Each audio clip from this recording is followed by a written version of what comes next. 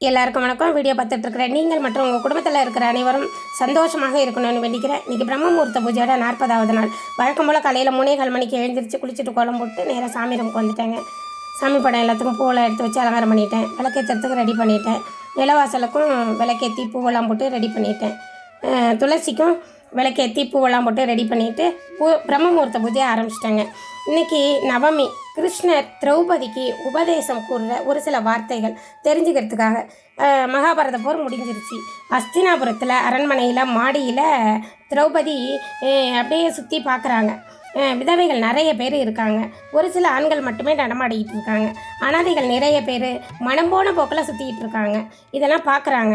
ஒருவித பய உணர்வோடு அப்படியே நிற்கிறாங்க. கிருஷ்ணன் வராரு. உடனே ஓடி போகிறாங்க. ஓடி போய் கிருஷ்ணர்கிட்ட ஒட்டிக்கிறாங்க. அதுக்கப்புறம் அவர் எல்லாம் அறிஞ்சவர், அவருக்கு தெரியுது. உடனே தலையை தடவி விடுறாரு. விட்டுட்டு நகர்ந்துட்டு சொல்கிறாரு, விதி கொடூரமானது, நீ நினைப்பது போல் வேலை செய்யாது. அதனோட போக்கில் தான் செயலை செய்யும். முடிவு மாறும். பழிவாங்க நினச்ச, அதில் நீ வெற்றி பெற்றாச்சு. பழிவாங்கலும் முடிஞ்சு போச்சு. துரியோதனன் துச்சோதனன் மட்டும் இல்லை, கௌரவர்கள் எல்லாருமே செத்து போயிட்டாங்க. நீ மகிழ்ச்சியாக இரு. உண்மை நிலையை தான் நான் சொல்கிறேன், உன்னைய குத்தி காட்டுறதுக்கு நான் சொல்லலை அப்படின்னு சொல்கிறாரு. எல்லாமே உன்னுடைய தொலைநோக்கு பார்வையற்ற செயலோட விளைவு தான் இது.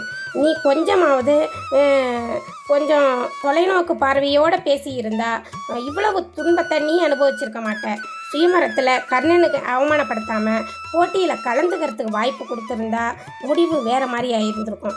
குந்தி 5 கணவனுக்கு மனைவியாக இருக்கணும் அப்படின்னு கட்டளை போட்டாங்க. அதை நீ ஏற்காமல் இருந்திருந்தா முடிவு வேறு மாதிரியாக இருக்கும். அரண்மனையில் துரியோதனனை அவமானப்படுத்தின, பார்வையற்றவரோட மகன் குருடன் அப்படின்னு நீ சொல்லாமல் இருந்திருந்தா சூழ்நிலையே வேறு மாதிரி ஆயிருக்கும். நீ பேசுவதற்கு முன்னாடி ஒவ்வொரு வார்த்தையும் எடை போடுறது ரொம்ப முக்கியம். விளைவு நீ மட்டும் இல்லை, உன்னை சுற்றி இருக்கிறவங்களோட மகிழ்ச்சியவும் அழிச்சிரும். பல்லில் விஷம் இல்லை, பேசும் வார்த்தையில் விஷம் கக்கிற விலங்கு மனுஷன் மட்டும்தான் அப்படின்னு சொல்கிறாரு.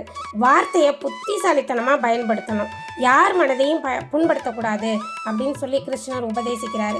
ஏன்னா ஒவ்வொருத்தரோட மனசுக்குள்ளேயும் மகாபாரதம் மறைந்திருக்கு அப்படின்னு சொல்லி அழகாக சொல்கிறாருங்க.